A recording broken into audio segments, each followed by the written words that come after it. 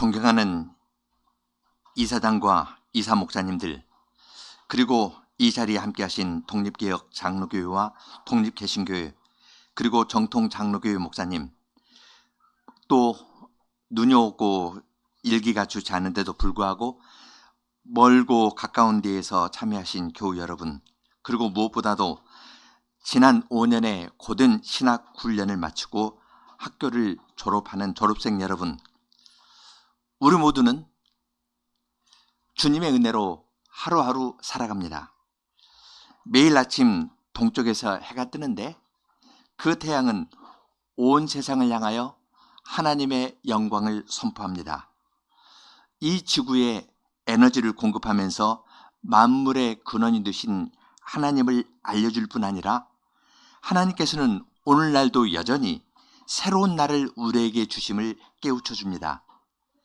매일 아침에 뜨는 저 태양은 하나님께서 창조할 때에 만든 그 피조물인데 우리에게 매일 자기를 부인하고 주님을 섬기라고 알려줍니다. 아까 박 목사님 말씀하신 대로 그냥 얻었던 모든 것을 배설물로 여기고 다 뒤로 하고 매일 태양이 새롭게 주님을 섬기듯 우리도 매일 주님을 새롭게 섬기면서 나아가라고 알려줍니다. 졸업생 여러분은 지난 5년 동안 하나님의 말씀을 전하는 사역자로 서기 위하여 필요한 것들을 여러 가지 방식으로 배우고 익혔습니다. 교회들의 청빙을 받아 말씀의 사역자로 서기를 기대하면서 여러분들에게 말씀의 봉사, 그리고 하나님의 말씀, 회중과 목사라는 제목으로 마지막 강의를 하려고 합니다. 하나님께서 그분의 말씀으로 자기 백성을 만나려고 찾아가시는데 그 일을 위하여 말씀의 종인 목사를 사용하십니다. 하나님, 회중, 목사의 관계를 살펴보려고 합니다. 많은 경우 목사와 회중만을 놓고 이야기를 합니다. 하나님은 이름으로만 있고 실제에는 별 효력을 발휘하지 못하면서 목사와 회중의 관계를 어떻게 봐야 될 거냐, 동등으로 봐야 되냐, 위로 봐야 되냐, 아니면 이걸 바꾸느냐, 이러한 것이 중요한 요즘 설교학 논의의 주제들인데 우리는 하나님을 중심으로 해서 하나님이 계시고 하나님께서 목사와 회중을 사용하신다는 것을 살펴보려고 합니다. 세 가지 문헌에 집중하려고 하는데요. 세 장소와 관련해서 세 편의 글을 살펴보려고 합니다. 첫 번째는 독일의 비텐베르크인데 그때 마르틴 루터가 독일 민족의 그리스도인 귀족에게 고함이라는 책을 1520년에 썼습니다. 이 문헌에서 말씀의 봉사를 어떻게 이야기하는지 그것을 살펴보려고 합니다. 두 번째는 스위스 쭈리히에서 하인리 블링거라는 분이 작성한 제2스위스 신앙고백서 1560년에 작성한 그 문헌에서 말씀의 봉사에 대해서 이야기한 것을 살펴보려고 합니다. 세 번째는 영국의 런던인데요. 웨스트민스터 목사와 신학자들이 작성한 웨스트민스터 예배 모범에서 어떻게 말씀의 봉사에 관해서 고백하고 가르치는지를 살펴보려고 합니다. 세 장소 가운데 두 장소는 복습하는 겁니다. 여러분은 비텐베르크도 가봤고 쭈리히도 가보셨습니다. 거기에서 가르쳤던 그 책들에 대해서 살펴볼 것이고 아직 가보시지 않은 데는 웨스트민스터 사원인데요. 그것은 다음에 가볼 기회가 있길 바랍니다. 두 장소를 복습하면서 말씀의 사역에 대해 생각하고 한 장소는 예습하는 심정으로 살펴보려고 합니다. 먼저 마르틴 루터 박사의 계획에 관한 겁니다. 연도가 중요한데요. 1517년 10월 31일은 잘 알고 있습니다. 그 다음 1518년 4월에 하이델베르크 명제라는 것을 발표했는데요. 여기서 영광의 신학과 십자가의 신학에 대해서 이야기를 하죠. 19년에 라이프치히에서 에크라는 사람과 논쟁하면서 루터는 자기 생각이 무엇을 의미하는지, 함의하는 것이 무엇인지를 더 잘 알게 되었습니다. 이것이 루터를 파문하는 대로 이어지는데 1520년에 파문 문서가 6월 15일에 작성되었고 10월 10일에 루터에게 전달되었고 12월 10일에 루터가 엘스터 문 밖에서 그것을 태웁니다. 1520년 6월부터 12월 사이에 루터를 파문하는 일이 있는데요. 그때 새 문헌을 루터가 씁니다. 멜랑톤의 표현에 따르면 비텐베르크에 있는 루터의 펜은 불나고 있다. 불나듯이 그냥 써갔다는 이야기인데요. 1520년 8월에 독일 그리스도인 귀족에게 고함, 10월에는 교유의 바벨론 요수, 11월에는 우리가 잘 알고 있는 그리스도인의 자유라는 새 책을 썼습니다. 파문의 위협 가운데에서 이것이 작성되고 전달되는 과정에서 그리고 그걸 태워버리는 그 과정에서 새 문헌을 썼습니다. 그러니까 여기에는 죽음이 가까이에 있는 사람이 마지막 하고 싶은 말을 쓰는 겁니다. 루터의 개혁사상이 무엇인지를 잘 알 수 있을 텐데요. 이제 오전에는 독일 귀족에게 구하는 것에 시작을 하고 오후에는 교유의 바벨론 유수에 대해서 말씀드리려고 합니다. 그리고 실제로 21년 1월 3일에 루터가 파문이 되었고, 그런데 그 당시 파문이 되면은 누가 루터를 죽여도 이 사람은 죄인이 아닙니다. 보호 밖에 있는 건데요.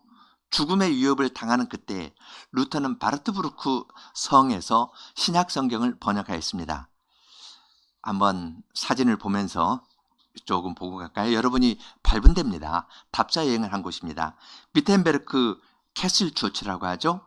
성교회가 있고 그 앞에서 저희가 단체 사진을 찍었습니다. 확대 보시면 여러분 얼굴을 확인할 수 있을 것입니다. 두 번째는 하이델베르크 고성인데요. 저기 멋있는 우리 전속 모델이 이렇게 있습니다. 그 배경으로 있는 것이 하이델베르크 고성이죠. 그 다음 왼쪽에 있는 것은 하이델베르크에 어거스틴 수도원이 있었는데 그것은 허물어졌습니다. 거기에 루터가 여기에서 하이델베르크 명제를 발표했다 하는 그 판이 있는데요. 동판이 있는데 거기에 지금 우리들이 모두 발을 대고 그 길을 따라가려고 사진을 찍은 것이 있습니다. 그 다음에 보면은 엘스터 문 밖에 있는 루터의 상수리 나무라는 것인데 지금 이것은 1830년에 심은 나무라고 합니다. 1520년에 나무가 있었던 건 아니고요. 그 장소였다고 생각하는데 거기서 지금 서서 심각하게 그 설명을 듣고 있고요. 또 여기 그림자를 보면은 얼마나 심각하게 그 문제를 생각하는지 알고 계실 겁니다. 1521년으로 넘어갑니다.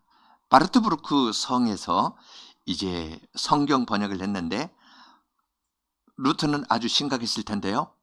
거기 밖에 있는 아름다운 풍경에서 그 광경을 즐기는 여러분의 얼굴에는 미소가 가득합니다.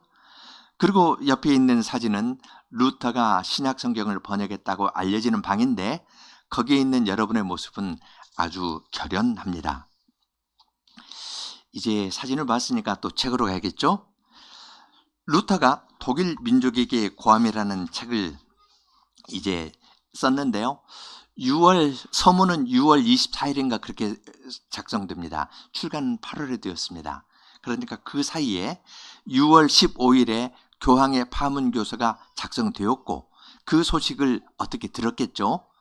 그런 때 이제 독일 귀족에게 고하는 겁니다. 이렇게 하면 안 된다 하면서 교황에 대해서 이야기를 하는데 첫 번째 담은 성직자와 평신도의 담입니다. 성직자가 위에 있고 아래 평신도가 있다는 것인데 루터는 이렇게 말합니다. 교황과 주교, 수도승을 영적 신분이라 부르고 군주나 영주, 장인과 농부 등은 세속 신분이라고 부르는 것은 순전히 사람이 만들어낸 상상물입니다. 참으로 이것은 거짓과 유선 조각일 뿐입니다. 그래서 아무도 그러한 말에 겁먹을 필요가 없습니다. 그 이유는 우리 모두가 영적 신분이고 그들 사이에는 직분의 차이를 제외하고는 아무런 차이가 없기 때문입니다. 차이가 있다면 다른 지체를 섬기는 고유한 그 직분에서 다른 지체를 섬기는 일에서 고유한 일이 맡겨진 것에서 차이지 모두 만인 제사장이라고 이야기합니다. 목사와 제사장은 같지 않습니다. 말씀을 전하는 목사로 세운 일이 있고 이 사람은 말씀으로 다른 사람을 봉사하는 데 섬기는 것이라고 이야기를 합니다. 그 다음에 보면은 모든 사람은 동등한 위치에 있는 제사장이기 때문에 공동체의 권유와 동의 없이 주님의 부르심을 교회를 통해서 확인하는 것 없이 그 직분을 취하면 안 된다고 이야기를 합니다. 둘째 담입니다. 둘째 담은 성직자와 성경 해석의 담입니다. 성직자가 성경 해석을 모두 장악한다는 것은 잘못이라고 이야기합니다. 루터의 재미있는 표현을 보죠. 들으소서 오 교황이여, 모든 이들 가운데서 가장 거룩한 분이 아니고 모든 이들 가운데에서 가장 죄 많은 분이시여 하면서 교황을 그렇게 부릅니다. 누가 그대에게 스스로를 하나님보다 위로 격상시키고 그분의 계명을 파기하고 헐겁게 할 것을 하는 권한을 주었습니까? 그들은 성경을 그대의 소원에 맞도록 억지로 굽히고 왜곡시킵니다 하면서 성경 해석권을 교황이 가지고 있다는 그 담에 대해서 비판했습니다. 세 번째 담은 성직자가 교회 회의를, 공회를 소집할 권한이 있다고 이야기하는 것에 대해서 비판하였습니다. 루터는 세 가지 담이 무너지는 것은 하나입니다. 말씀의 봉사입니다. 말씀의 봉사로 담이 무너지는데 가서 담을 무너뜨리려고 싸우는 것이 아니라 말씀의 포도원에서 근실이 봉사해서 심고 물을 주고 가꾸면 열매가 맺히고 그 담이 무너진다고 하였습니다. 그리고 루터 자신은 말씀의 봉사자로서 성경을 번역하고 설교하고 저술하고 찬송을 작곡하였습니다. 이것이 그 힘이 유럽 전체에 퍼졌다는 것을 잘 압니다. 그 다음 두 번째 이제로 넘어갑니다. 스위스 쭈리히로 가는데요.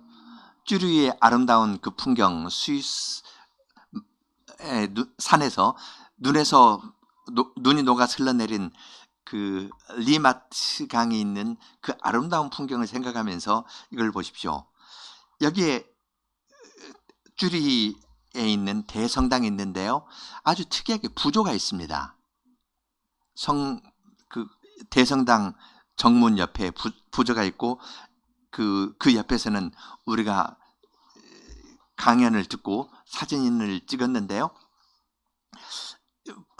하인리히 불링가라는 분이 굉장히 우리에겐 많이 알려지지 않았지만 유럽 계획에 있어서는 아주 중요한 역할을 했던 분입니다.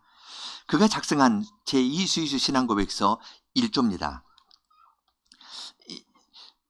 이 하나님의 말씀이 합법적으로 소명받은 설교자들에 의해서 설교될 때 우리는 첫째, 하나님의 말씀 자체가 선포된다는 사실과 둘째, 이 하나님의 말씀 자체가 믿는 자들에 의하여 받아들여져야 된다는 사실을 믿는다고 이야기를 합니다.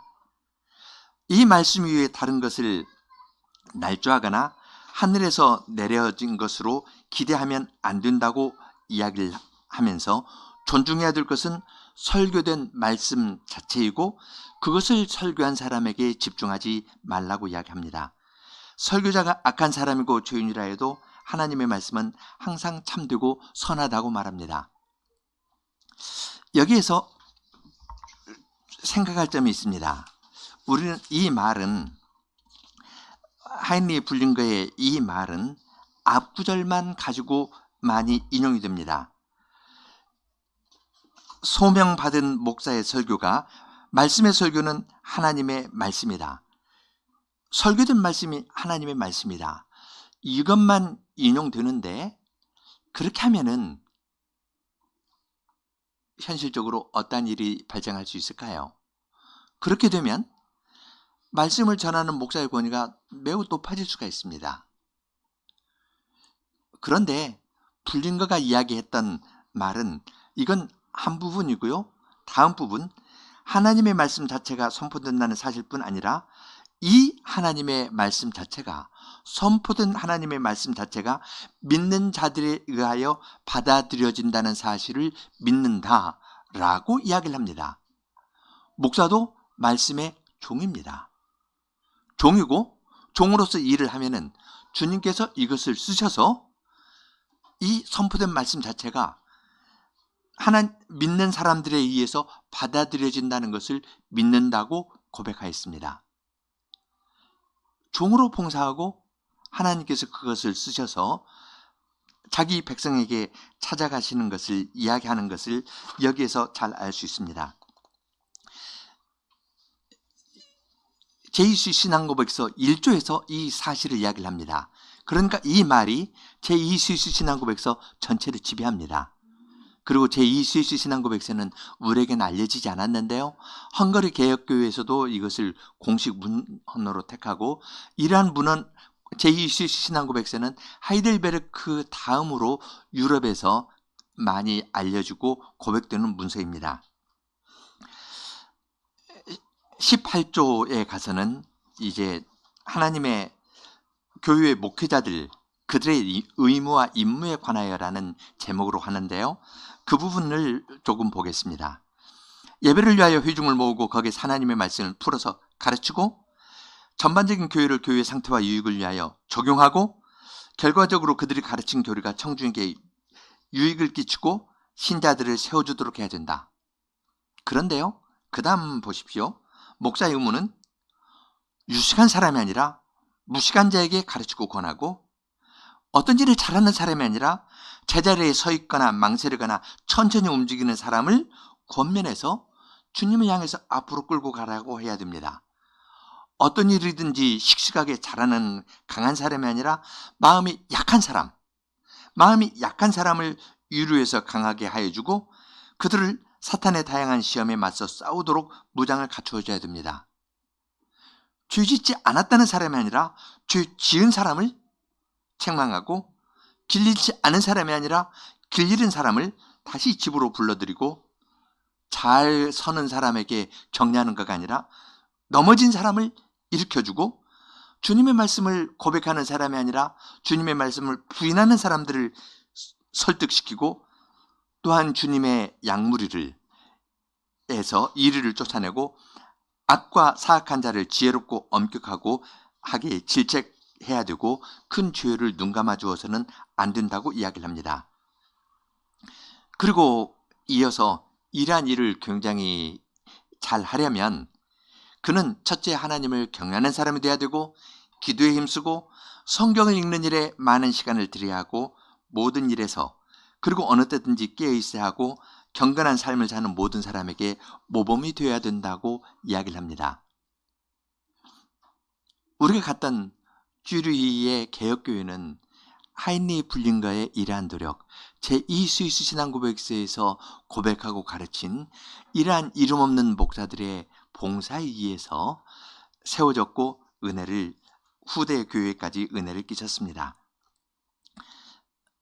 세 번째, 이제 예습입니다.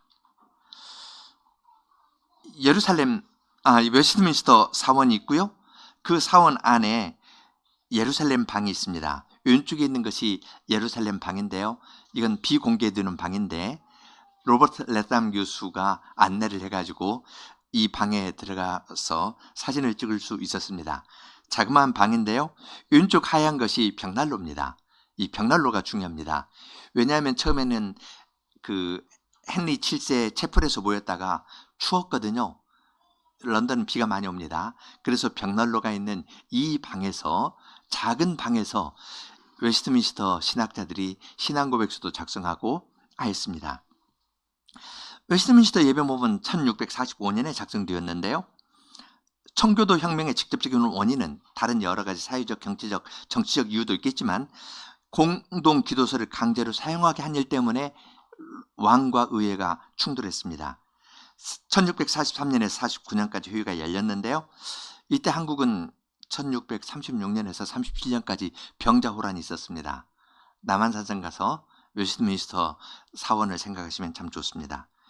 이때 작성된 문서가 5개인데, 맨 먼저 작성된 것이 예배모범입니다. 그리고 장로교 교회정치, 신앙고백서, 그리고 대요리문답과 소요리문답이 48년에 작성되었습니다. 웨스트민스터 예배모범을 보면 두 가지 특징이 있습니다. 하나는 엄숙하고, 두 번째는 이 사랑했다는 겁니다. 엄숙함과 경건함, 이건 잘 아는데요. 첫 문단입니다. 모든 경외심과 겸손함으로 주님의 측량할 수 없는 크심과 위엄을 인정하면서 또한 하나님께 그와 같이 가까이 나아갈 수 없는 그들 자신의 악함과 무가치함, 그리고 그와 같은 큰 일에 대한 그들의 전적인 무능력을 인정한다.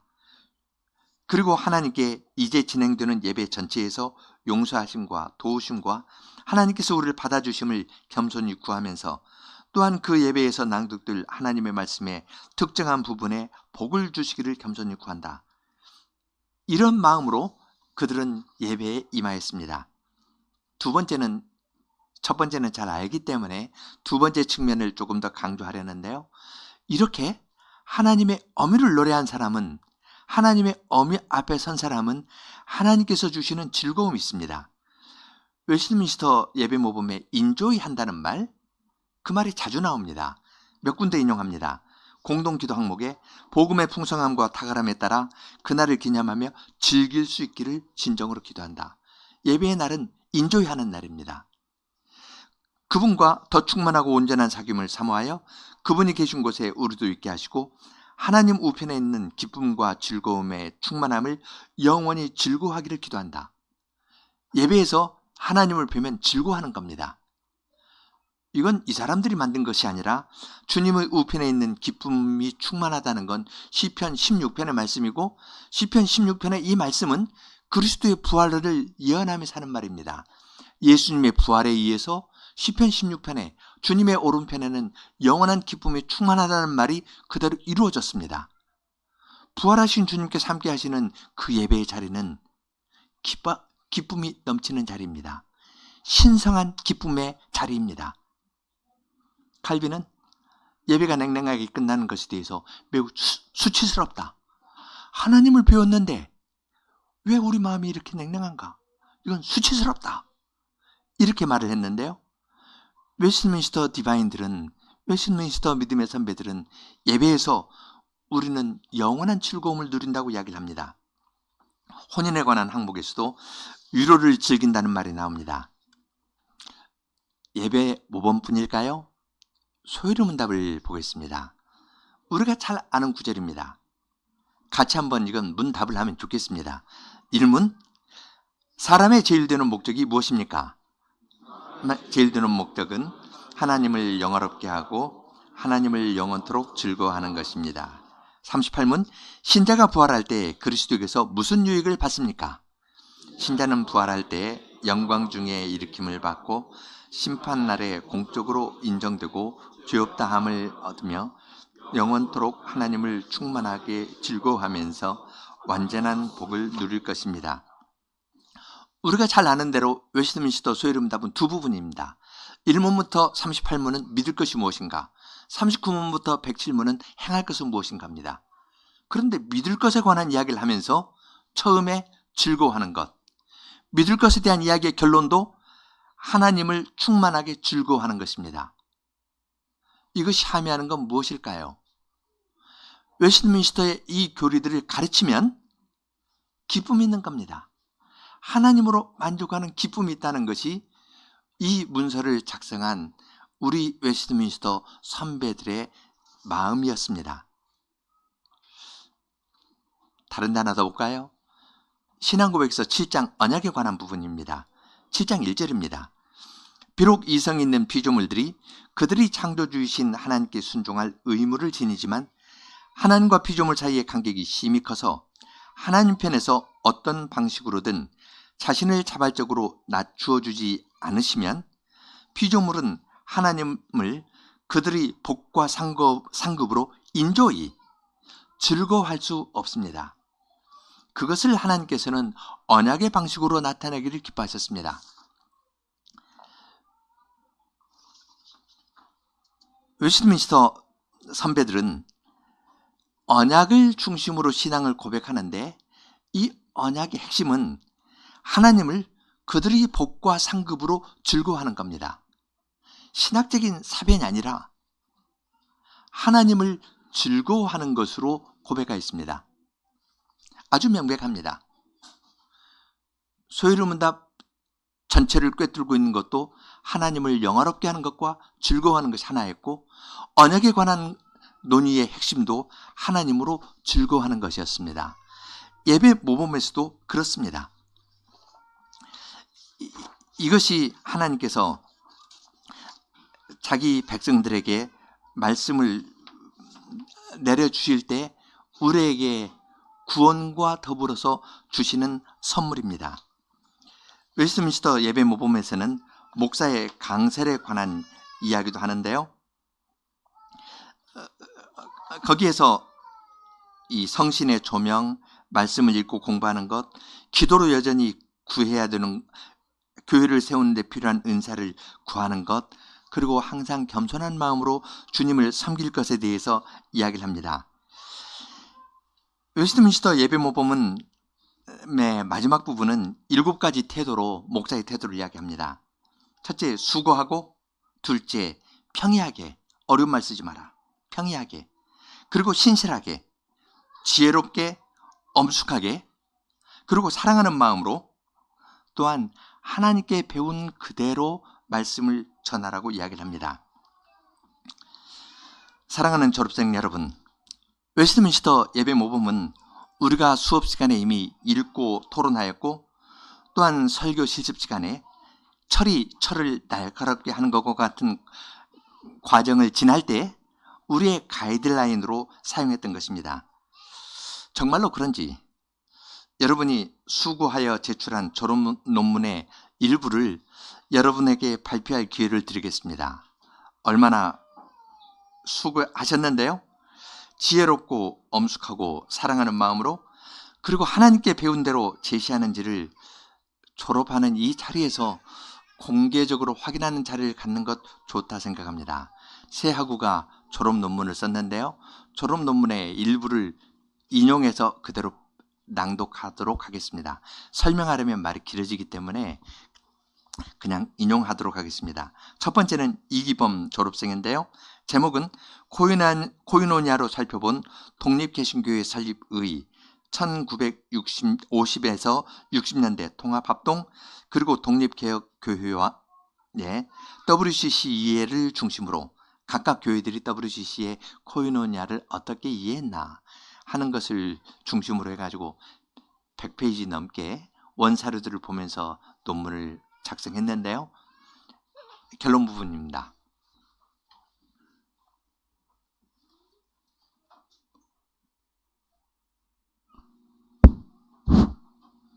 허암은 세계교회 협의회 가입 문제를 두고 나타난 한국교회의 이중적인 문제를 반성하며 겸손하게 주님의 참된 교회를 고민하는 가운데 사도행전 2장 42절에 나타난 코이노니아를 언급했다.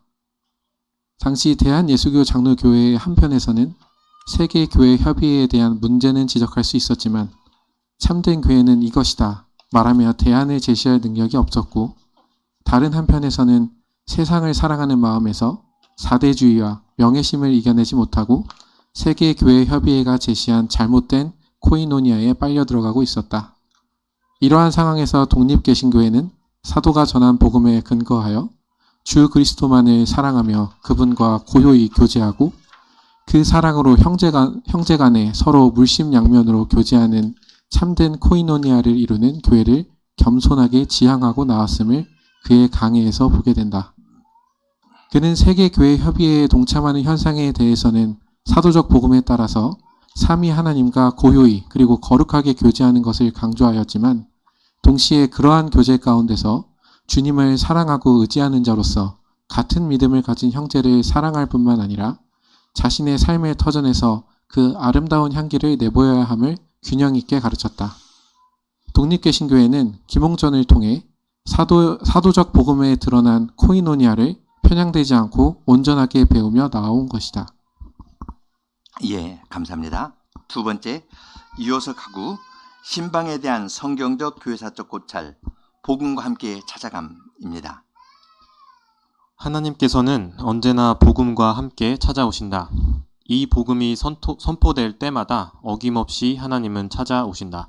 하나님은 고통 속에서 부르짖는 것 말고는 할 수 있는 일이 없는 무력한 백성을 찾아오시고 의심과 수치 가운데 있는 백성을 찾아오시고 심각하게 대적한 배응만덕한 백성을 찾아오시며 지혜를 구하는 백성을 위해 하나님의 복음을 전달할 직분자를 주러 찾아오신다. 하나님이 찾아와 주신 덕분에 백성은 고통에서도 선을 볼 수 있고 이전에 충분히 믿지 못한 자신을 돌아보며 웃음을 되찾을 수 있고 하나님을 대적하는 죄와 그 결과를 정직하게 직면할 수 있으며 심지어 징벌 안에 있으면서도 소망을 주님께 둘 수 있다.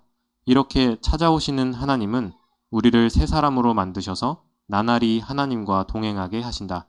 이러한 일을 위해 복음을 직분자들에게 맡기셨다. 직분자는 이러한 일들을 맡았기에 이러한 일들 전부에 창념해서 복음을 복음답게 받아 전달해야 할 뿐이다. 하나님께서는 복음 강서를 통해 그리고 복음과 함께한 방문을 통해 죄를 인식하고 그리스도 안에서 구원을 더욱 맛봄으로 변화를 받아 주님과 더욱 친밀해지고 주님을 사랑으로 더욱 섬길 수 있도록 여전히 찾아가고 있으시다. 예. 그 다음 세 번째는 웨스트민스터 예배 모범과 독립개신교 예배식인데 이 최하영하고는 웨스트민스터 예배 모범 전부를 초역하는 큰 수고를 하면서 이 논문을 작성했습니다.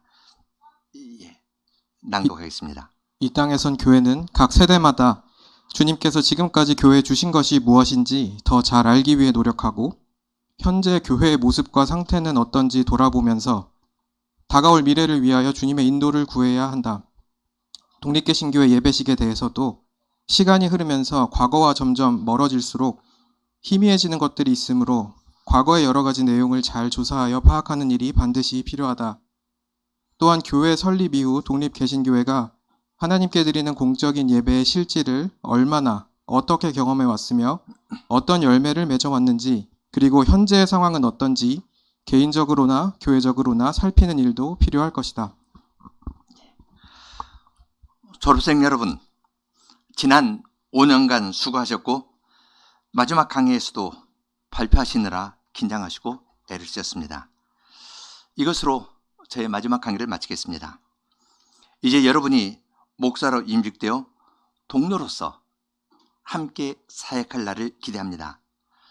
여러분 안에서 선한 일을 시작하신 주님께서 여러분에게 주신 소명을 교회 안에서 확인해 가면서 끝까지 이루실 것을 믿습니다. 감사합니다.